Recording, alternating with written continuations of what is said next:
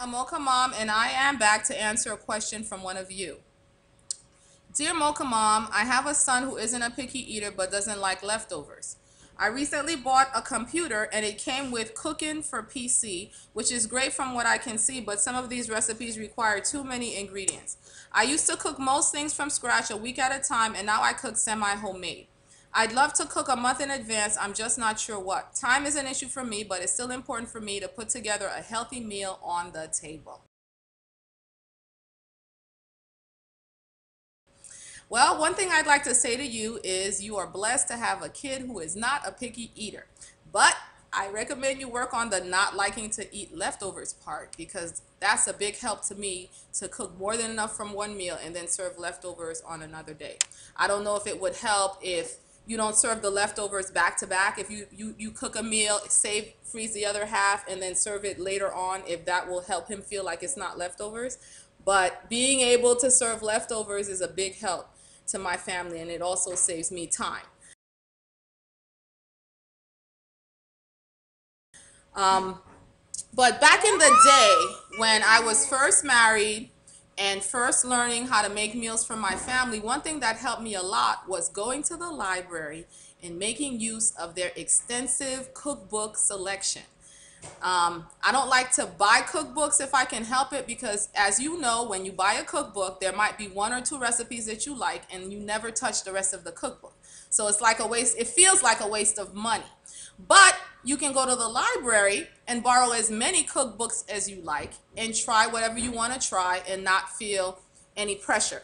So I spent a lot of time checking out cookbooks, studying different cooking styles and techniques, because one thing I've learned is the technique behind how you prepare something has a lot to do with the end result of the flavor that you get. So I spent a lot of my time doing that, and through doing that I built a library of recipes that I used over and over, that I practiced over and over, and that I mastered. Now, that was my plan, but at the end of the day, it usually comes down to the tried and true stuff that we all ate growing up that our kids end up being drawn to as well. So I have a few recipes from cookbooks and that I've pulled from other cultures and things that I've been able to get my family to like. But those are the few. For the most part, we eat a lot of things from the ordinary American diet.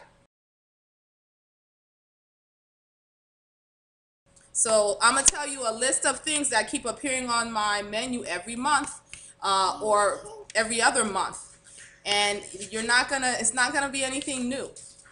And the ingredients are simple and things that I normally have on hand, or I make sure I keep my pantry and refrigerator and freezer stocked with. Spaghetti sauce. Spaghetti sauce freezes really well.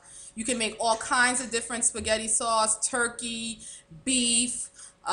You could put chicken in it. I haven't, but you can put chicken in it. You put sausage in it. You could make a vegetable spaghetti sauce, and all of these freeze really well. And you freeze them in portions according to what your family wants to eat. So if you don't want to serve two back-to-back meals, you'll freeze it in a portion for how much it takes to feed your family one meal. Lasagna is another one that you can take. You could do your basic meat lasagna, or you can make all kinds of variations. Sausage lasagna, broccoli lasagna. My family likes spinach lasagna, believe it or not. Vegetable lasagna, white lasagna, lasagna with a white sauce, lasagna with tomatoes. There's so many different variations to, keep away the boredom. But basically, it's a regular lasagna. I make a lot of chili, meatless chili, turkey chili, beef chili. Same story. Barbecue chicken, curry chicken. That's really more so native to the West Indies, and I serve that over rice. Another one is ziti. Ziti, there's a regular ziti recipes you can follow, and you can make all sorts of variations in the same way that I've described above.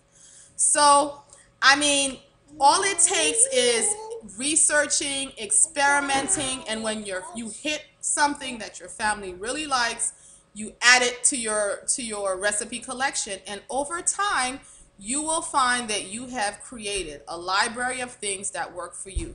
And you'll keep your pantry stocked with the ingredients necessary to make that stuff. So I hope that helps. Be blessed.